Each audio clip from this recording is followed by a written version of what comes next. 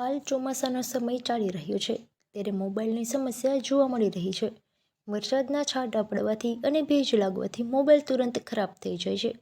પોરબંદરમાં mobile repairing કરતા કારીગરોને ત્યાં મોબાઈલના થપ્પા લાગી ગયા છે. વરસાદને કારણે મોબાઈલ ખરાબ થવાના કારણે ₹500થી ₹1500 સુધીનો ખર્ચ થાય છે. આજના સમયમાં મોબાઈલ જરૂરી બની ગયો છે. નાના મોટા સૌ કોઈ મોબાઈલનો ઉપયોગ કરે છે. હવે તો લાખો રૂપિયાની કિંમતના મોબાઈલ બજારમાં ઉપલબ્ધ છે.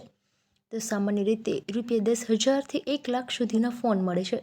લોકો સારી કંપનીના અને કિંમતી મોબાઈલનો ઉપયોગ કરે છે અને એન્ડ્રોઈડ ફોન કેટલા સમયે નાના ફોલ્ટ જોવા મળતા હોય છે. પરંતુ ચોમાસાના સમયમાં મોબાઈલ ખરાબ થવાની શક્યતા વધારે રહે છે, કારણ કે વરસાદના છાંટા પડવાથી અને ભેજના કારણે મોબાઈલ ખરાબ થાય છે. પોરબંદરમાં મોબાઈલ રિપેરિંગ કામ કરતા કાનાભાઈ કારિયાએ એવું જણાવ્યું હતું કે સામાન્ય દિવસોમાં મોબાઈલ ખરાબ થતા હોય છે અને લોકો રિપેર કરવા માટે આવતા હોય છે, પરંતુ હાલ ચોમાસાના સમયમાં મોબાઈલ સૌથી વધારે ખરાબ થાય છે, કારણ કે મોબાઈલ લોકોની સાથે જ હોય છે. અચાનક વરસાદ શરૂ થાય તો વરસાદના છાંટા પડવાના કારણે મોબાઈલ પર પડતા તે ખરાબ થાય છે. સામાન્ય રીતે ચોમાસુ સમયમાં વરસાદ અને ભેજના કારણે સૌથી વધારે મોબાઈલની ડિસ્પ્લે ખરાબ થાય છે, તેમજ ચાર્જ, સોકેટ અને કેમેરા પણ ખરાબ થવાનો ભય રહે છે. ચોમાસાના સમયમાં મોબાઈલ ખરાબ થતાં લોકોની મુશ્કેલી વધે છે, કારણ કે હાલ ચોમાસાના સમયમાં મોબાઈલ વધારે ખરાબ થાય છે, જેના કારણે 2-4 દિવસે રિપેરિંગ થાય છે. મોબાઈલના કારીગર કાનાભાઈ જણાવ્યા અનુસાર ડિસ્પ્લેનો સૌથી વધારે ખર્ચ જોવા મળે છે, કારણ કે ₹800થી લઈ અને ₹4,000 જેવો ખર્ચ થાય છે. પછી જેવી કિંમતનો મોબાઈલ તે મુજબ ડિસ્પ્લે, તે મુજબ તેમનો ભાવ હોય છે.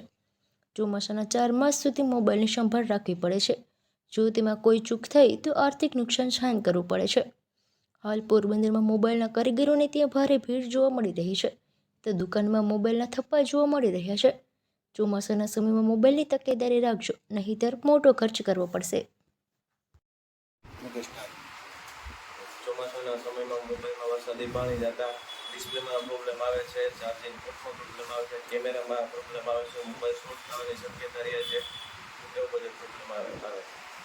ભેજ લાગવાથી પાણી મોબાઈલ શોર્ટ થાય છે, એના હિસાબે ડિસ્પ્લે ડેમેજ થઈ શકે છે, ચાર્જિંગ પોર્ટમાં પ્રોબ્લેમ આવે છે, કેમેરામાં પ્રોબ્લેમ આવે છે અને નોર્મલી બેટરી પણ ખરાબ થઈ શકે છે. એના હિસાબે કેટલો ખર્ચો થાય છે? ખર્ચો બેટરી નોર્મલી 600થી 1000 સુધી રેન્જમાં થાય છે. ડિસ્પ્લે 800થી રેન્જની ચાલુ થાય છે. અન્ય ઓએલઈડી ડિસ્પ્લે હોય તો એનો ભાવ અલગ થઈ જાય છે. આમાં ક્યાં ઇન્સ્ટ્રુમેન્ટનો રિપેરિંગ ઉપયોગ છે? રિપેરિંગમાં ડિસ્પ્લે આવે છે, બેટરી છે, ચાર્જિંગ પોર્ટ છે, પછી શૂટિંગ માટે જે અલગ પાર્ટ્સ આવે છે એ વસ્તુ છે. સરેરાશ કેટલો ખર્ચો આવે આ બધો? ડિસ્પ્લે જાય તો કેટલો, બેટરી જાય તો ડિસ્પ્લે ₹800થી સ્ટાર્ટિંગ થાય છે, 800,000ની રેન્જથી. નોર્મલી ડિસ્પ્લે હોય તો એમઓએલઈડી ડિસ્પ્લે હોય તો 1500, 2000, 2500, 3000 જેવી ડિસ્પ્લે મોડલ પ્રાઇસ.